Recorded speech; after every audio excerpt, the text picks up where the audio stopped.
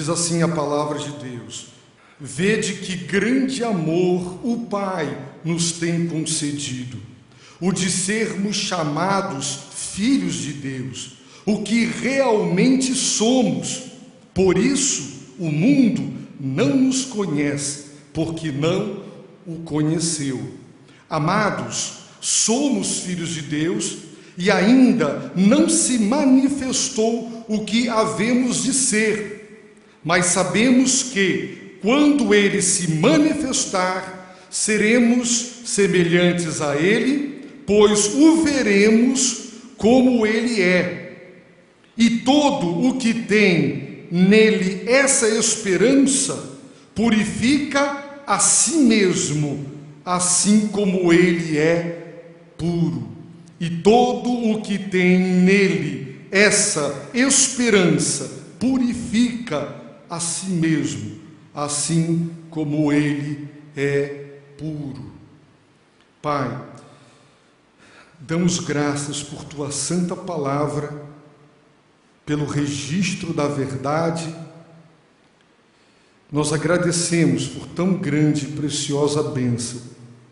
Pedimos que abras o nosso coração e abras a palavra para nós, porque se não fizeres, ouviremos, mas o coração não escutará a Tua voz. E como uma terra seca, Senhor, sem a Tua voz, sem a Tua chuva, tudo morrerá. Por isso, Pai, tira as vendas dos nossos olhos, os tampões dos ouvidos da nossa alma e inclina nesta manhã o nosso coração para Ti. Humildemente te pedimos em nome de Jesus. Amém. Meus irmãos, com certeza todos queremos crescer e amadurecer na fé e na vida cristã. Com certeza. Quem é bebê e se satisfaz em continuar criança na fé, imaturo, com atitudes imaturas, ou ainda não conheceu de fato ao Senhor, ou se contenta com muito pouco, porque existem bênçãos e riquezas de Deus para nós, muito acima e muito além daquilo que temos vivido e experimentado. Por isso eu creio que todos nós, cristãos sinceros, queremos crescer na fé, queremos amadurecer como cristãos. E o fundamento deste crescimento e deste amadurecimento é o próprio ser e o próprio agir de Deus. Por isso eu tenho sido enfático quando afirmo a necessidade imprescindível da doutrina, porque tudo o que o cristão é e deve fazer está fundamentado em quem Deus é e no que Ele fez. Portanto, o ser de Deus e o agir de Deus é a base da vida cristã. Tudo o que eu devo ser porque Ele é. Tudo o que eu devo fazer porque Ele fez. Então, nós precisamos conhecer a Deus, e esse conhecimento genuíno só brota da sua autorrevelação. Deus se descortinou, se deu a conhecer. Esse conhecimento divino, mediado pelo Espírito e pelo Senhor Jesus, é descrito nas Escrituras como vida eterna. Quem conhece a Deus tem a vida eterna, porque a vida eterna é conhecer o Deus verdadeiro e o enviado de Deus, o seu próprio Filho. Por isso, nós precisamos bater na doutrina, bater forte na necessidade de sermos bem doutrinados, conhecer a natureza, conhecer os atributos, conhecer aquele com quem nós estamos lidando, conhecer bem aquele que adoramos e atentar para o que Ele fez. Porque eu volto a enfatizar: o que Ele é e o que Ele fez é o alicerce de tudo quanto eu devo ser e fazer. Então a pergunta é: quem somos nós? E o texto diz: somos filhos de Deus.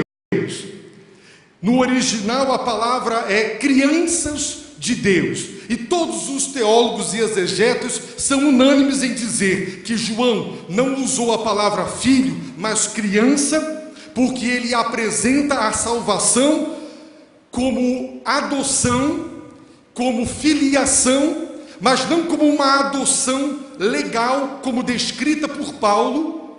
Não se trata apenas de uma adoção afetiva, trata-se de uma verdadeira geração. Deus nos gerou, e porque Ele nos gerou, Ele é nosso Pai, nós somos seus filhos.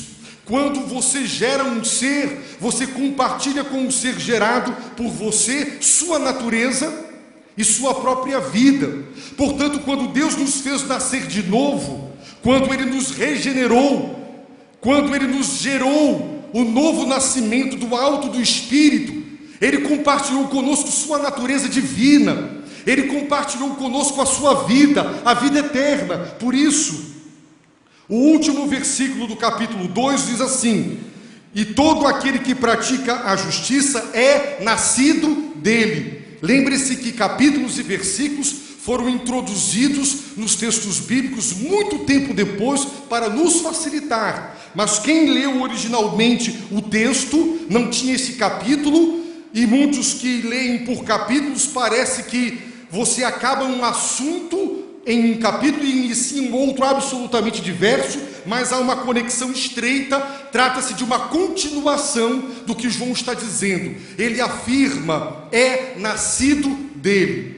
É tão interessante porque a palavra no grego significa gerar, produzir. Como o verbo está na voz passiva, significa ser gerado, ser produzido. Os tradutores preferem descrever este verbo gerar pela consequência, que é o nascimento, do que pela própria ação de gerar. Mas literalmente seria: todo aquele que pratica justiça é gerado por ele. Se fomos gerados, e se eu estou aqui foi porque os meus pais me geraram, todos somos produtos de geração. Alguém nos gerou, e Ele nos gerou de novo. É a regeneração. E quando você gera, você compartilha a sua natureza. Portanto, o ser humano não produz planta, não produz ave, não produz peixe, não produz animal. A natureza do ser que gera é compartilhada com o ser gerado. A vida do gerador é compartilhada com o ser gerado. Então Deus nos fez nascer de novo, Ele nos gerou. Somos nascidos dele, gerados pelo seu poder, pelo poder regenerador do Espírito Santo. Portanto, nós temos a natureza divina e temos a vida divina, a vida eterna. Por isso João diz: somos filhos de Deus. A salvação, meus irmãos, segundo as Escrituras, é de uma grandeza tal que os apóstolos recorreram a muitas imagens para descrevê-la. Paulo, por exemplo, uma mente muito jurídica, descreveu salvação como justificação. Ele também descreveu salvação como com a linguagem do comércio, redenção, com a linguagem do mercado e da feira pública. Também a salvação é descrita do ponto de vista sacerdotal, quando Jesus nos é apresentado como propiciação, aquele que aplaca e afasta a ira de Deus. A salvação também é descrita em termos familiares, como reconciliação. E Paulo usa do direito romano o conceito de sermos filhos por adoção.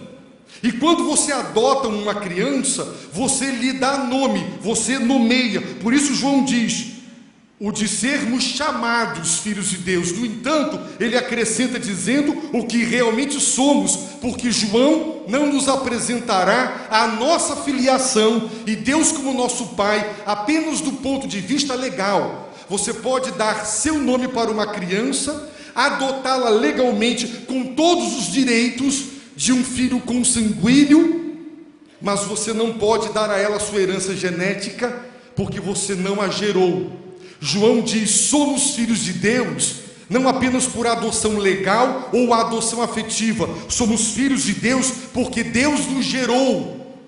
Somos filhos de Deus. Por isso João explode em adoração dizendo: vede. Está no imperativo, é uma ordem: vede, pare, pense, considere. Que grande amor, que imensurável amor o Pai nos concedeu. Ele nos gerou, somos seus filhos, não apenas chamados, nomeados, mas de fato nós somos. No verso 2, ele repete: somos filhos de Deus. Mas ele admite: ainda não se manifestou o que havemos de ser. Mas uma coisa nós sabemos: quando Jesus de Nazaré se manifestar com poder e grande glória, triunfalmente, pessoalmente, todo olho o verá. A Bíblia diz, no entanto, nós, diz o texto bíblico do verso 2, seremos semelhantes a ele, pois o veremos como ele é. A pergunta é: como Jesus é? Jesus é santo, é justo, e os irmãos viram no verso 29 que quem pratica, quem faz da justiça, da retidão de caráter e de conduta a sua prática, é nascido dele. A prova do novo nascimento é ética, é moral. Quem pratica a justiça é porque é nascido dele, porque Deus, o Pai, é justo e o Filho tem a mesma natureza do Pai. Quem é ele? Esta epístola o apresenta: Deus é amor, Deus é luz, nele não há trevas nenhuma. Se dissermos que andamos com ele, mas estivermos em trevas, estamos mentindo e nos enganando. Nós o veremos, em primeiro lugar, porque em primeiro lugar ele se manifestará, em segundo lugar nós o veremos, e esta visão será transformadora, porque nós o veremos e seremos semelhantes a ele. Esse é o contexto já considerado. Então, João prossegue dizendo: e todo o que tem nele essa esperança, purifica a si mesmo. Meus irmãos, todo o que tem.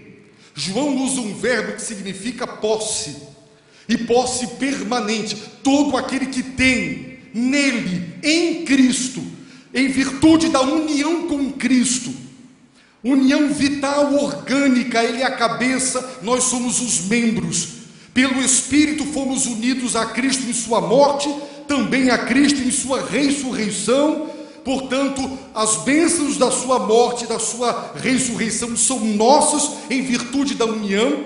Lutero é quem descreve a igreja como uma noiva defeituosa, pecadora, impura, e o noivo puro, maravilhoso, dizendo: tudo que é dele passa a ser dela, e tudo que é dela passa a ser dele. Toda a sua pureza, justiça passa a ser da igreja, e todo o nosso pecado é transferido para ele. E é desta permuta pela graça é que nós somos filhos de Deus.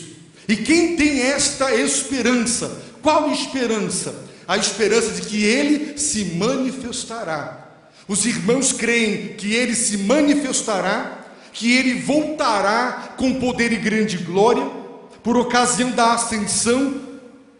A voz do céu, os anjos dizem: esse mesmo Jesus que agora está subindo, sendo exaltado à destra da majestade nas alturas, ele voltará.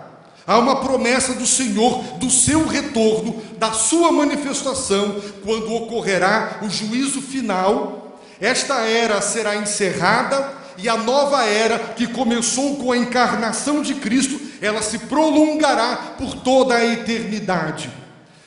Ele se manifestará. Quem tem essa esperança? Irmãos, a esperança cristã, ao contrário da esperança humana, ela é absolutamente sólida, certa, segura. Por quê? Por causa da soberania. O que nos faz descansar sobre as promessas que geram esperança, só há esperança onde há promessa. A base é a soberania. Se você promete algo ao seu filho, você cria nele uma expectativa, uma esperança.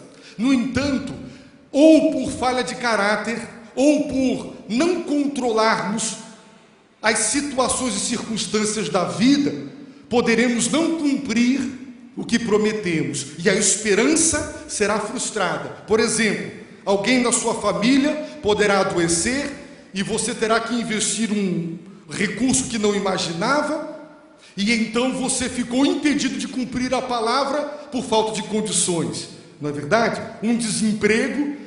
Nós não controlamos as circunstâncias e situações do futuro, portanto, embora tenhamos caráter em cumprir o que prometemos, não controlamos tudo. Logo, a esperança humana é uma expectativa vaga, ela é incerta, ela é insegura, nada garante que o que eu espero, em virtude de uma promessa, se cumprirá. Nada.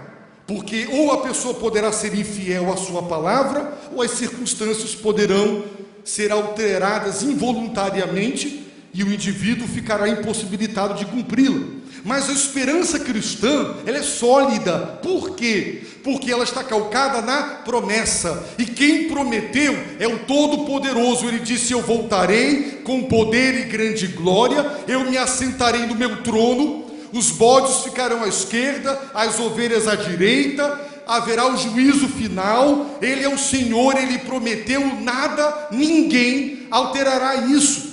O livro do Apocalipse fala de uma grande reviravolta e de uma grande subversão satânica para o fim dos tempos contra Cristo, mas, meus irmãos, a Bíblia diz que Ele destruirá Satanás com o sopro de sua boca. Tão insignificante é Satanás diante de Deus, que o sopro da boca de Deus o destruirá. Nem formiga e nem mosquito você destrói com o sopro da sua boca. Talvez a face, destruir não. Deus é tão grande e Satanás é tão ínfimo que o sopro da boca divina o destruirá. Ele prometeu: eu voltarei. A igreja crê na promessa. 2 Pedro fala dos que duvidam, dos que lançam dúvidas, questionamentos sobre a demora. Ele virá, Ele prometeu, é a palavra dele. E quem tem esta esperança, ou seja, quem crê na promessa e sobre ela descansa, tem a esperança.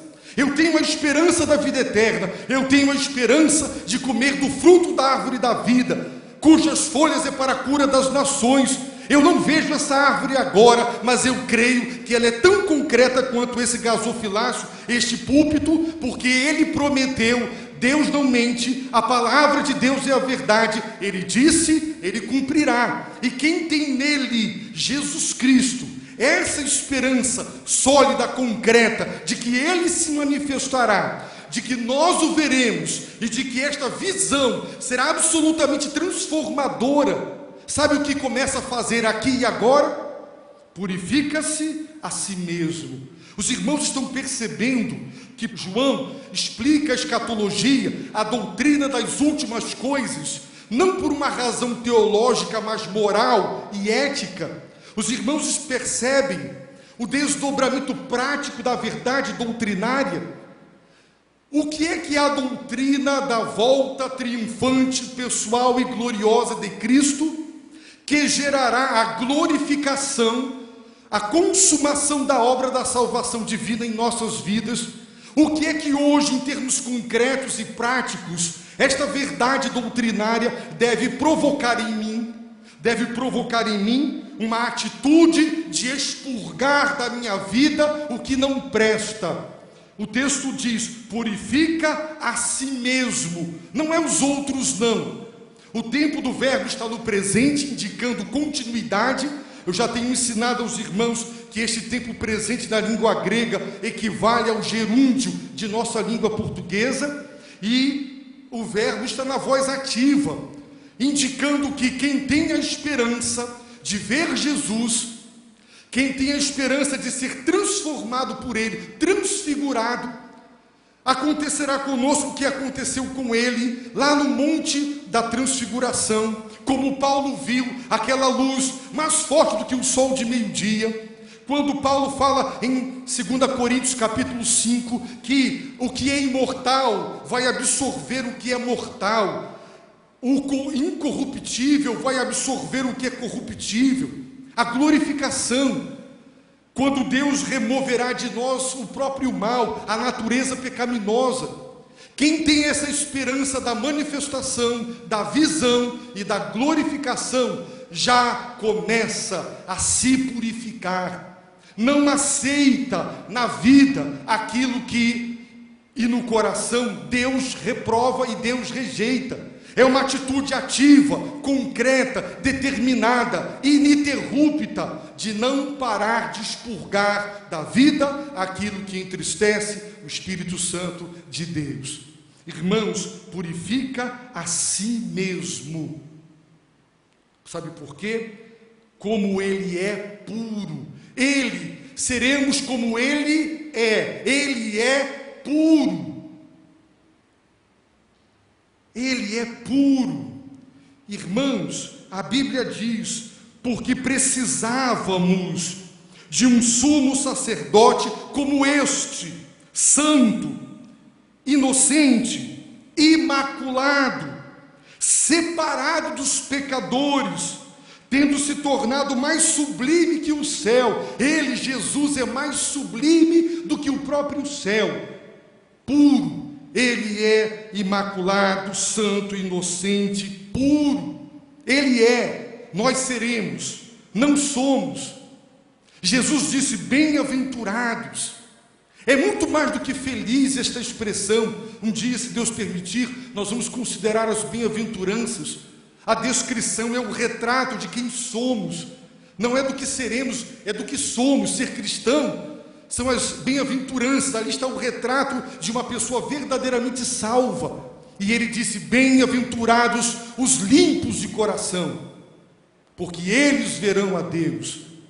Se queremos ver Deus na nossa vida, se manifestar com poder, falar conosco, o Deus vivo, extraordinário, excelso, gracioso, temos que buscar purificação. Ele é puro. A Bíblia diz que sem santificação ninguém verá o Senhor. Quem quer ver o Senhor precisa entender que este processo de transformação progressiva, gradual, ininterrupta do nosso caráter, da nossa conduta, da nossa vida moral, precisa estar ativo. Paulo, meus irmãos, ele fala algo sobre isso muito impressionante para cada um de nós, dizendo, amados, visto que temos essas promessas, quais? As que ele citou, Deus será o nosso Pai e nós somos os seus filhos, purifiquemo-nos de toda impureza, toda, do corpo e do espírito. Observem, visto que temos essas promessas, purifiquemo-nos de toda impureza do corpo e do espírito. Existem as impurezas do corpo, existem, meus irmãos, as impurezas do espírito, sentimentos, arrogância, rancor, mágoa, são impurezas. Quando se fala em impurezas, muitas vezes somos levados a pensar nas coisas relativas à sexualidade. Elas estão presentes sim, mas rancor, ódio, arrogância são impurezas da alma e do espírito. Tiago nos diz, achegai-vos a Deus e Ele se chegará a vós. Pecadores, limpai as mãos, é o corpo, e vós que sois vacilantes, purificai o coração, a alma. Então esta é a purificação. Vamos ver outras exortações, meus irmãos, que são tão importantes. Paulo diz que numa grande casa, tem louças de todos os tipos, umas para uso incomum, aquele jantar diferente, e a louça do dia a dia. Mas quando você lava uma louça de madeira ou de barro, não há na limpeza, a natureza do prato permanece a mesma, não vira ouro, não vira dente de ouro, não vira prato de ouro, não tem isso. Mas ele disse, quem a si mesmo se purificar destas coisas, será vaso para a honra. Há uma mudança na natureza. Observem bem. Então, um prato de barro, um prato de alumínio, um prato de papelão que nós comemos, esses de plástico, são comuns. Não é um prato de porcelana, ou de cristal, ou de ouro. Mas quando é purificado, se torna Irmãos, isso é muito precioso. Os irmãos observem. A vontade de Deus para vós é esta, a vossa santificação. Por isso, afastai-vos da imoralidade sexual. Cada um de vós saiba manter o próprio corpo em santidade e honra, não na paixão dos desejos, à semelhança dos gentios, que não conhecem a Deus. Nesse assunto, ninguém luta ou engane seu irmão, pois o Senhor é vingador de todas essas coisas, como já vos dissemos e testemunhamos, porque Deus não nos chamou para a impureza, mas para a santificação. Deus nos chamou e não nos chamou para a impureza, ao contrário, Ele nos chamou para a santificação. Essa, meus irmãos, é a nossa vocação, esta é a nossa chamada. Paulo diz para Tito que Jesus se entregou a si mesmo por nós, para nos remir de toda maldade, e também para purificar para si um povo todo seu, consagrado às boas obras. Foi com esse propósito que Jesus se deu na cruz, um povo purificado, todo seu. Ele é todo meu, porque Ele se deu a mim integralmente, mas eu posso dizer, ou Ele pode dizer de mim, Jorge Max, se deu a mim como eu me dei a Ele. Eu posso dizer que Ele é meu, mas Ele pode dizer que eu sou dele integralmente. Ele conhece meu coração, sabe se é ou não dividido. E Cristo morreu para purificar um povo puro, um povo todo seu, que lhe pertence. Ele é o Senhor soberano sobre esse povo. Meus irmãos, quantas outras passagens das Escrituras nós poderíamos citar aqui nesta manhã? Jesus voltará. Ele prometeu. Você tem essa esperança? Então agora comece a se purificar. Existem pessoas e existem doutrinas na história da igreja que defendiam a santificação plena e instantânea. E esta doutrina, que veio lá do meio wesleyano, ela se divulgou hoje pelos chamados encontros ou retiros, onde há uma promessa de que a sua vida será mudada, será outra a partir de um determinado encontro, quando haverá uma determinada visitação e você sairá de lá outro. Mas a santificação que o Novo Testamento, a palavra de Deus descreve, é um processo contínuo, ininterrupto, no qual eu, Jorge Max da Silva, tenho que pôr para fora da minha vida o que Deus reprova. A santificação é um processo extremamente árduo e trabalhoso. Os puritanos diziam, ser santo dá trabalho, e dá muito trabalho, meus irmãos, muito mesmo. Quem quiser ser puro, terá que fazer o que Pedro fica mandando, e fazer, meus irmãos, de uma maneira que seja absolutamente simultânea. Em primeiro lugar, Pedro diz, assim, já que tendes a vossa vida purificada pela obediência à verdade. A purificação é produto da obediência à verdade. Por isso ele diz, deixando, e depois ele diz, desejai. O que é para pôr para fora, deixar, e o que é para pôr para dentro? Simultaneamente os dois verbos dizem, deixando toda maldade, todo engano, fingimento, inveja e difamação. É isso que eu tenho que deixar. E o que é que eu tenho que desejar? O puro leite espiritual. A vida cristã, a santificação é produto de um trabalho penoso diário, de pôr coisas para fora e pôr outras para dentro. Tiago, meus irmãos, ele fala para a gente sobre isso também. Ele diz assim, por isso, livrando-vos de todo tipo de impureza moral e vestígio de maldade. Olha, livrando-vos, livrem-se do quê? De todo tipo, não tem um tipo só, de todo tipo de impureza moral, de todo vestígio de maldade, e de boa vontade, recebei a palavra em vós implantada. Então, simultaneamente, os dois verbos descrevem o que um cristão deve simultaneamente fazer. À medida em que ele se livra do que Deus reprova, ele recebe, ele põe para dentro o que Deus aprova. Tiago diz que a verdadeira religião é não se deixar contaminar pelo mundo. Nós estamos ouvindo falar de gripe, sabemos o que é a contaminação pelo contato.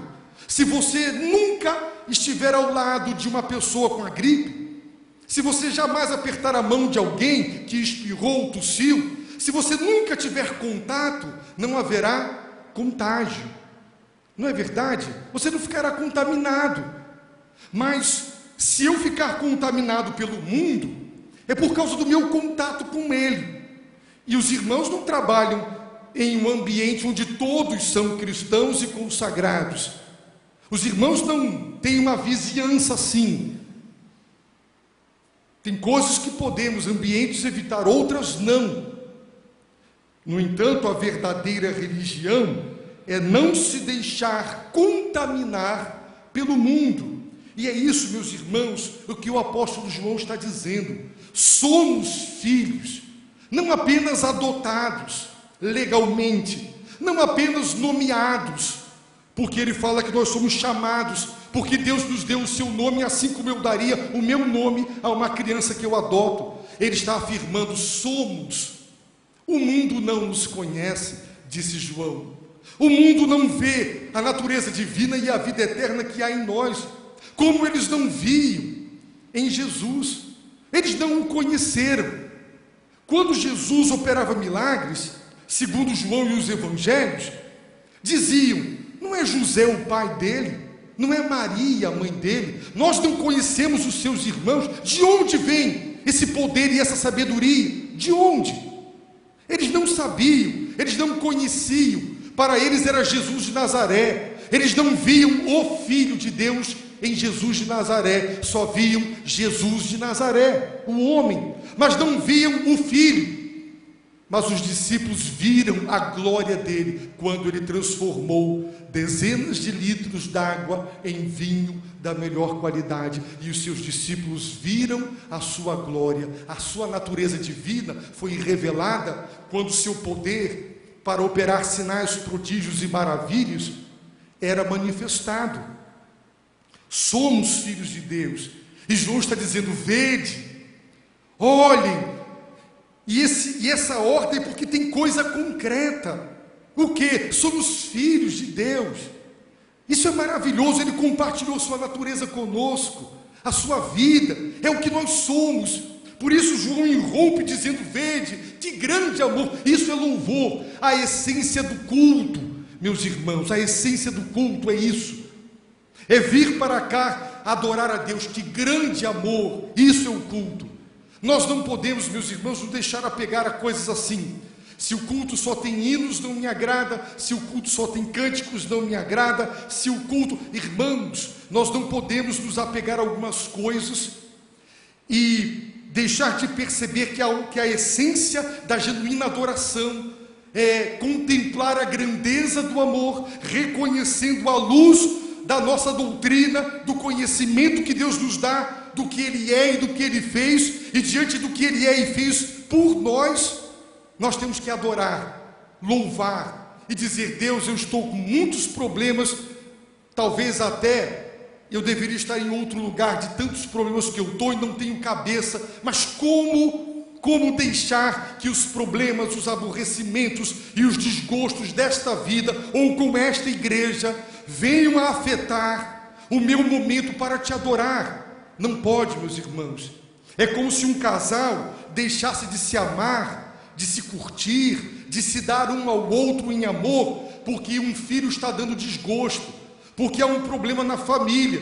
Isso entristece, mas nada pode abalar a relação de um casal. Não podemos deixar que a nossa relação com Deus seja afetada, de maneira que também a nossa adoração seja prejudicada pelas coisas dos homens. Se o pastor passou por você e não cumprimentou, não fique zangado. Se o irmão pisou ali no seu pé, não fique zangado. Às vezes nós nos zangamos por minúcia. coisas menores que, meus irmãos, não levam a nada. Nós não temos que nos apegar a algumas coisas com as quais podemos conviver e superar. Nós temos que focar, meus irmãos, naquilo que é a grande verdade, a verdade maior, porque esta igreja é impura, como eu sou e como você é, e eu estou tentando me purificar, e eu tenho certeza que você também está tentando se purificar. Nós estamos tentando botar para fora essa vaidade, esse orgulho, os nossos milindres, os nossos desejos pecaminosos, os nossos sentimentos pecaminosos. Nós estamos nesta luta. Os irmãos vieram aqui para adorar, mas para receber a palavra, para colocar para dentro do coração e da alma a verdade eterna de Deus. Porque, meus irmãos, dois corpos não podem ocupar o mesmo espaço. Se Deus entrar com tudo, o mal tem que sair. E é isso que nós temos que querer, que Deus venha de uma maneira soberana, graciosa, sobrenatural. Eu leio os evangelhos e digo: Senhor, o Senhor decidiu ir ao encontro dos apóstolos andando sobre as águas. O Senhor decidiu ir soberanamente, sobrenaturalmente ao encontro deles. E Pedro quis ir ao teu encontro também sobrenaturalmente, e o Senhor disse: vem, e ele foi. Ele só afundou porque duvidou. Irmãos, será que nós queremos ter experiências sobrenaturais com Deus? Que Deus venha. Pastor Martin Lloyd-Jones diz que nós, principalmente os tradicionais de todas as denominações, nós não oramos por avivamento porque nós temos medo de que ele venha ao nosso encontro de uma forma soberana e sobrenatural, e isso nos causa medo. Nós temos medo das consequências. Jonathan Edwards foi um grande pregador, um grande teólogo, e é considerado, inclusive, pelos ímpios dos Estados Unidos, como o primeiro filósofo genuinamente americano. Foi um grande pensador, e ele teve que escrever para refutar dentro da sua igreja e as igrejas ao redor, que aquelas manifestações do seio da igreja, quando o Espírito de Deus veio, aquilo era divino, não era só emocionalismo. Mas ele também diz que muitos de nós queremos provocar estas coisas pela via da emoção, e aí sim gera o emocionalismo e as consequências desagradáveis. E ele então tentou racionalmente, doutrinariamente, justificar o avivamento e dizer: temos que ter cuidado, mas não temos que ter medo. Deus vem sobre nós. Agora eu pergunto: Deus virá sobre uma vida impura? Deus virá sobre uma igreja impura? E impureza significa, meus irmãos, discórdias, inimizades, desunião, assim como inveja uns dos outros.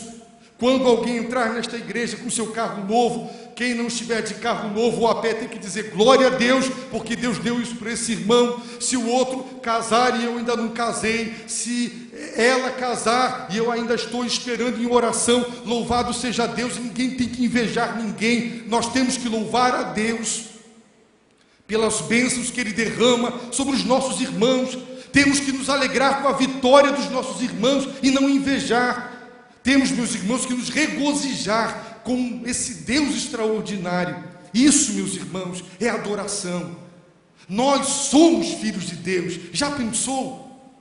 Será que se você pudesse escolher quem fosse seu pai, você escolheria um gênio, um intelectual? Você diria: eu quero ter essa mente brilhante, eu quero que ele me passe esse gênio, né? Alguém diria: aquela moça é linda, aquele rapaz é lindo, é um casal lindo, eu quero ter a beleza deles, então eu quero ser filho deles. Você procuraria, mas nenhum de nós procurou os pais que queria ter. Nós fomos gerados. No que você contribuiu para ser gerado? Nada. Assim é o novo nascimento, é obra do Espírito. É a soberana graça de Deus que vem sobre nós através do Evangelho e nos faz nascer de novo. E Deus nos dá sua natureza, e Deus nos dá sua vida. Isso é maravilhoso. Somos filhos de Deus. O mundo não sabe, não entende isso, porque não conheceu, não o entendeu. Nós sabemos o que somos, ainda não sabemos totalmente o que seremos, mas nós sabemos uma coisa: Ele é, nós também seremos. Ele é puro, e saber que Ele é puro deve trazer, essa verdade doutrinária deve trazer um desdobramento prático. Eu tenho que me esforçar, lutar, eu tenho que me purificar.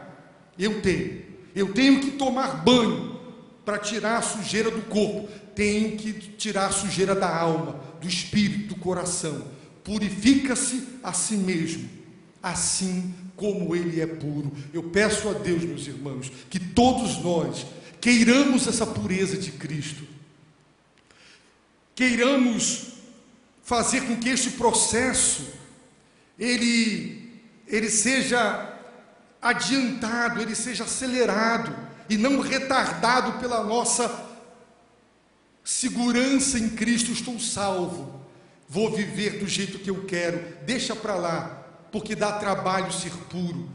Um salvo diz: não, eu serei um dia 100% puro, mas eu não quero agora me acomodar com o mal na minha vida, no meu caráter, na minha conduta. Eu quero acelerar, eu quero participar. Eu tenho a minha parte, o papel a desempenhar na santificação. Portanto, comece hoje.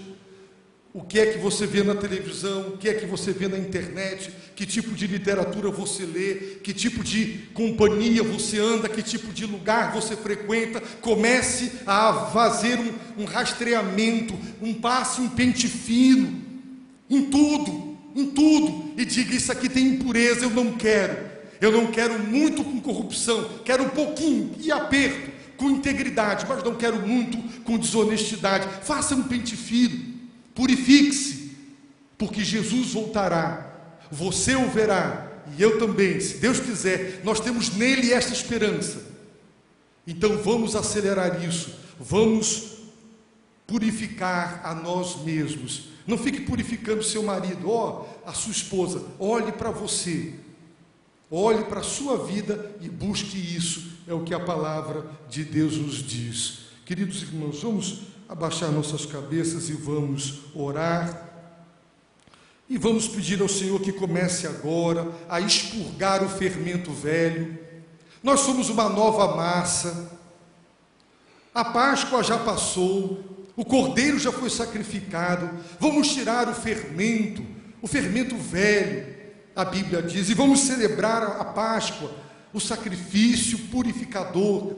Vamos lembrar de 1 João 1, que diz: se confessarmos os nossos pecados, Ele é fiel, Ele é justo, não só para perdoar, mas também para purificar. Irmãos queridos, o sangue de Jesus foi derramado na cruz, e foi por esse sangue que Ele nos libertou. É esse mesmo sangue que nós agora temos que recorrer para pedir o perdão e a purificação. Esse sangue é eficaz, e eu tenho certeza que nós sairemos purificados daqui neste dia, e devemos amanhã e depois da manhã, com o mesmo afinco, continuar expurgando o que não presta e pondo para dentro o que edifica. Oremos ao Senhor.